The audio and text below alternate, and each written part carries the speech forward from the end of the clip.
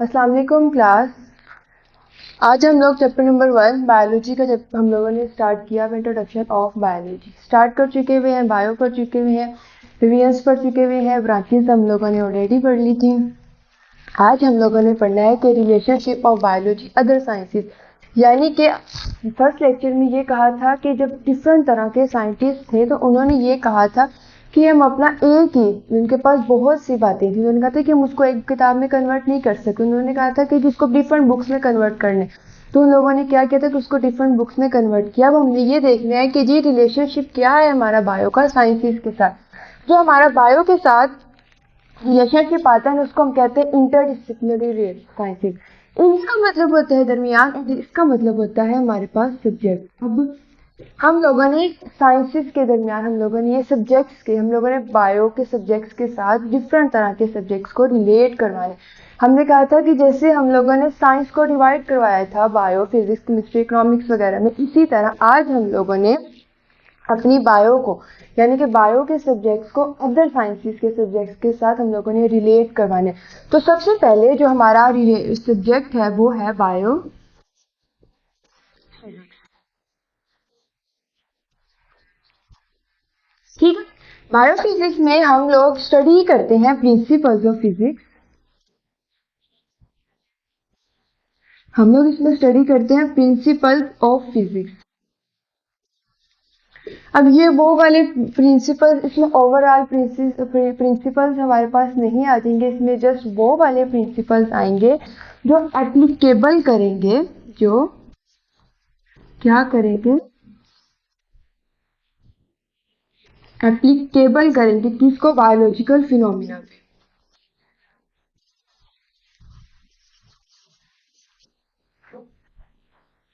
Science biophysics हमारे पास क्या, ये प्रिंसिपल्स ऑफ फिजिक्स है। इसमें हम लोगों ने सारे प्रिंसिपल्स के बारे में स्टडी नहीं करना है, जस्ट वो वाले प्रिंसिपल्स के बारे में स्टडी करना है जो एप्लीकेबल करते हैं बायोलॉजिकल फिनोमिना पे। अगर हम इसके एग्जाम्पल की तरफ जाएं तो हमारे पास है वर्किंग ऑफ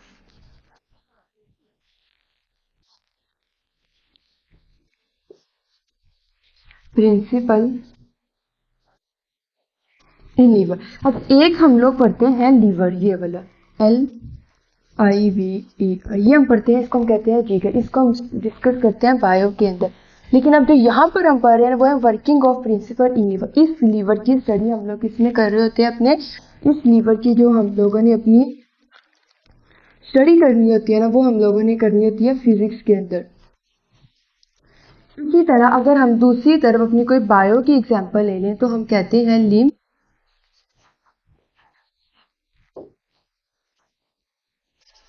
यानी कि एनिमल्स के अंदर लिम्स होते हैं। एनिमल्स के अंदर जो लिम्स होंगे इसकी स्टडी हम लोग किसमें करते हैं, बायोलॉजी में।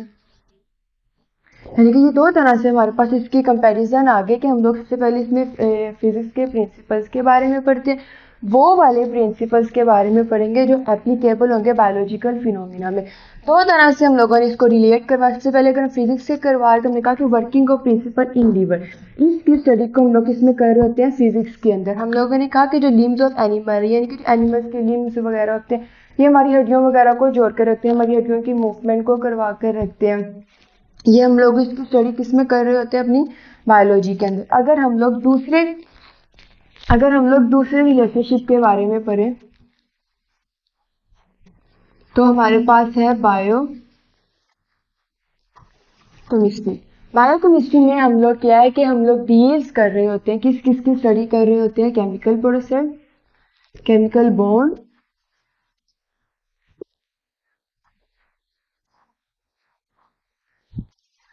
और प्रोसेस। वो वाले केमिकल बॉन्ड और प्रोसेस जो कर हो रहे होते हैं किसके अंदर, लिविंग ऑर्गेनिजम्स के अंदर। यानी कि बायोकेमिस्ट्री के अंदर, बायोकेमिस्ट्री हमारे पास क्या है, एक अलग से फील्ड भी आती है, इसको हम अलग से स्टडी भी करते हैं BS बायोकेमिस्ट्री को। हम इसमें क्या करते हैं, केमिकल बॉन्ड और प्रोसेस के बारे में। अगर हम केमिस्ट्री सिंपली पढ़ते हैं हम लोग अपनी बायो के साथ फिजिक्स केमिस्ट्री भी तो पढ़ते हैं। अगर हम केमिस्ट्री की सिंपल डेफिनेशन देखें तो उसमें हम लोग क्या पढ़ रहे होते हैं, उसके स्ट्रक्चर्स के बारे में, उसके केमिकल कंपोजिशंस के बारे में, उसकी फिजिकल, उसकी केमिकल प्रॉपर्टीज के बारे में हम क्या कर रहे होते हैं, स्टडी कर रहे होते हैं। इन सब की स्टडी हम किस में करते हैं, केमिस्ट्री को हम कहते हैं। अब यही केमिकल बॉन्ड और जो प्रोसेस है, वो वाले केमिकल बॉन्ड और प्रोसेस जो कर हो रहे हो यानी कि लिविंग ऑर्गेनिजम्स के अंदर, एग्जांपल लेते हैं जी, हम एक वाटर का बनाते हैं ना बॉन्ड, हमारे पास क्या बनता है जी, वाटर। अब इस एक वाटर का ये केमिकल बॉन्ड है। अब हम लोग क्या करेंगे, इस वाटर की केमिकल प्रॉपर्टीज के बारे में भी पढ़ते हैं, फिजिकल प्रॉपर्टीज के बारे में भी, और हम ये भी देखते हैं कि भाई इसका जो टेस्ट लिस्ट है वो किस तरह का है, इसका कलर किस तरह का है। इन सब की स्टडी हम किसके अंदर कर रहे होते हैं, बायोकेमिस्ट्री के अंदर, यानी कि केमिकल बॉन्ड और प्रोसेस की स्टडी हम किस में कर रहे होते हैं, अपनी बायोकेमिस्ट्री में। अगर इनके एग्जाम्पल्स की तरफ जाएं तो हमारे पास आता है रेस्पिरेशन, फोटो,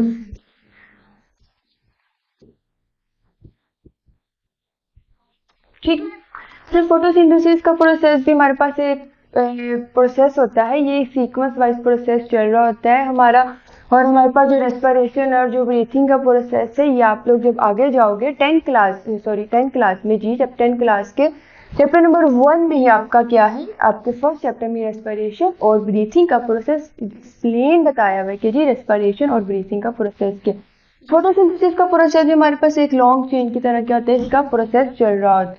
अगर हम लोग अपने नेक्स्ट रिलेशन की तरफ जाएं तो हमारे पास आता है बायो मैथमेटिक्स। अच्छा, तो इसको ना हम बायोमेट्री भी कहते हैं, ठीक है। जब हम लोग छोटी क्लासेस में तो हम लोग ज्योमेट्री पढ़ते थे, ठीक है, हम लोग क्या पढ़ते थे, ज्योमेट्री पढ़ते थे किसी भी चीज की पैमाइश वगैरह करने के लिए। अब सवाल ये पैदा होता है कि हम लोग बायो पढ़ रहे हैं तो बायो में बायो मैथमेटिक्स का क्या काम आ सकते हैं, यानी कि किस चीज की पैमाइश आ सकती है, इसको स्टडी करना हमारे लिए बायो मैथमेटिक्स को क्यों जरूरी है। अब देखिए, बायोमेट्रिक्स यानी कि सपोज है कि हम लोग अपना नॉर्मली वेट तो करते ही हैं। अगर मैं कहूँ कि जी मेरा वेट है 45, अब 45 को मैंने किस फॉर्म में लिखा है, जो मैंने ये 45 को जिस फॉर्म में लिखा है ना, अब ये वाली फॉर्म मेरे पास यूज होती है मैथमेटिक्स की फॉर्म में, ठीक है।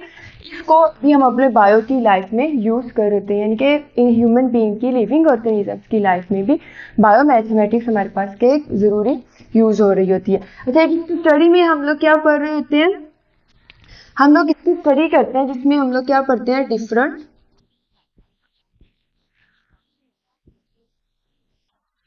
ऑपरेशंस के बारे में, डिफरेंट टूल्स वगैरह के बारे में हम लोग क्या है मैथमेटिक्स में पढ़ते हैं। It deals with the study of different operations and different tools, then it is called biomathematics. Different operations और डिफरेंट टूल्स हमारे पास कौन कौन से आ सकते हैं बच्चों, हम लोग मैथ में पढ़ते आते हैं कि एडिशन, सब्ट्रैक्शन हो गया, मल्टीप्लिकेशन हो गया और डिवीजन हो गया। ये हमारे पास क्या है, मैथमेटिक्स के टूल्स हैं जिनको यूज करते हुए हम लोग क्या करते हैं, अपना कोई भी डाटा कैलकुलेट कर सकते हैं। सपोज करें कि एग्जांपल है कि जी मैंने अब एग्जांपल में कहा है कि मैंने एक डाटा है उसको एनालाइज करवाना है। सबसे पहले मैं क्या करूंगी, जब मैंने आपको साइंस, सबसे पहले फर्स्ट लेक्चर में जब मैंने आपको साइंस के बारे में बताया था तो मैंने कहा था कि साइंस मेरे पास क्या है कि ऑब्जर्वेशंस है, एक्सपेरिमेंट्स है, देन लॉजिक कंक्लूजन है, ये मेरे पास क्या साइंस। इसी तरह जब मैंने अपने किसी लिविंग भी ऑर्गेनिजम्स के डाटा को एनालाइज करवाना होगा, सबसे पहले मैं क्या करूंगी, उसके डाटा को ऑर्गेनाइज करवाऊंगी, देन मैं उसके डाटा को कैलकुलेट करके क्या करूंगी, एक फाइनल रिजल्ट बताऊंगी। अब इनमें हम लोग मीन, मीडियन, मोड वगैरह को भी यूज कर रहे होते हैं। इन तमाम तरह के मेथड को हम लोग किसमें यूज कर रहे होते हैं, बायो मैथमेटिक्स में। अच्छा, हम लोग अब अपने नेक्स्ट रिलेशन की तरफ चलते हैं। तो जो हमारे पास इसका नेक्स्ट रिलेशन है ना, वो है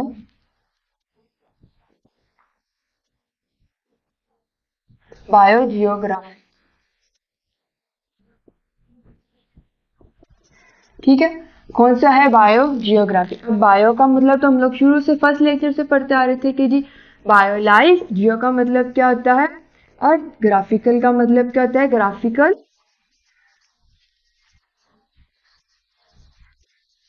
रिप्रेजेंटेशन देना,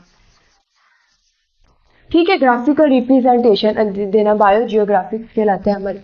बायोजियोग्राफिक्स हमारे पास क्या है, हम लोग इसमें डिस्ट्रीब्यूशन पढ़ते हैं, ठीक है। डिस्ट्रीब्यूशन पढ़ते हैं किसकी, लिविंग ऑर्गेनिजम्स की, ठीक है। डिस्ट्रीब्यूशन पढ़ते हैं लिविंग ऑर्गेनिजम्स की, बट इसमें हम लोग क्या पढ़ते हैं कि इनका देखते हैं कि डिफरेंट, ये लोग रह रहे हो किधर, डिफरेंट रह रहे हो, यानी कि जाहिर सी बात हम लोगों ने क्या पढ़ना, जियोग्राफिकल रिप्रेजेंटेशन पढ़नी है जो जमीन पर लिविंग ऑर्गेनिजम्स रह रहे हैं। हमने कहा कि जी डिस्ट्रीब्यूशन ऑफ लिविंग ऑर्गेनिजम्स, यानी कि लिविंग ऑर्गेनिजम्स की डिस्ट्रीब्यूशन हम लोगों ने देखनी है, but the different graphical, but the graphical region in the world। यानी कि अब देखें, अब जो हमारे पास जमीन में डिफरेंट तरह के लिविंग ऑर्गेनिजम्स की डिस्ट्रीब्यूशन रह रही है, अब हम लोगों ने ये देखना है कि जी वो अगर जमीन पर रह रहे हैं तो जी उनका क्लाइमेट किस तरह का है, उनका हमारे पास क्लाइमेट किस तरह का, उनकी आबो हवा हमारे पास किस तरह की, वो जिस भी इन्वायरमेंट में रह रहे हैं क्या उनको वो इन्वायरमेंट सूट भी कर रहा है कि नहीं, क्या वो इनके इन्वायरमेंट इस तरह इस काबिल मिल रहा है कि वो वहां पर अपनी लाइफ सर्वाइव कर सके। इस तरह की स्टडी हम लोग किसमें करते हैं, graphical region in the world के अंदर, ठीक है। जो हमारे पास नेक्स्ट रिलेशन है वो हमारे पास है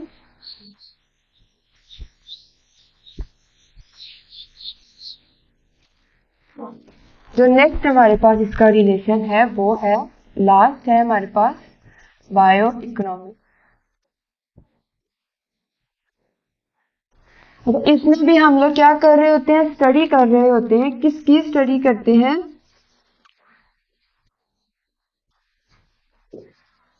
इसमें हम लोग स्टडी करते हैं लिविंग ऑर्गेनिजम्स की। लिविंग ऑर्गेनिजम्स की स्टडी करते हुए हम ये देखते हैं कि जी उनका इकोनॉमिकल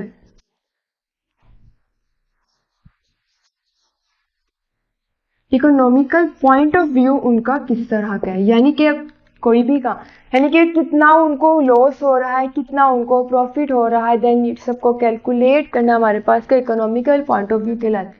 यानी कि लिविंग ऑर्गेनिजम्स की स्टडी करना ये देखते हुए कि जी उनका इकोनॉमिकल पॉइंट ऑफ व्यू क्या है, यानी कि उनको कितना लॉस हो रहा है, उनको कितना गेन हो रहा है, कितना प्रॉफिट हो रहा है, यानी कि इन सब की स्टडी हम लोग किसमें कर रहे होते हैं, बायो इकोनॉमिक्स में। ये तमाम तरह के हमारे पास 5 तरह के रिलेशन थे जो कि हम लोग रिलेट करते हैं अदर साइंसेस के साथ। और सबसे पहला आपके पास जो रिलेशन था वो था बायोफिजिक्स, देन आपके पास बायोकेमिस्ट्री, थर्डली आपके पास था बायोमैथमेटिक्स, फोर्थ था आपके पास बायोजियोग्राफिक एंड फिफ्थ आपके पास था बायो इकोनॉमिक्स। ये 5 तरह के रिलेशन थे जो हम लोग रिलेट करते हैं अपनी साइंस के साथ। कोई भी क्वेश्चन आप लोग सेक्शन बॉक्स में कर सकते हैं।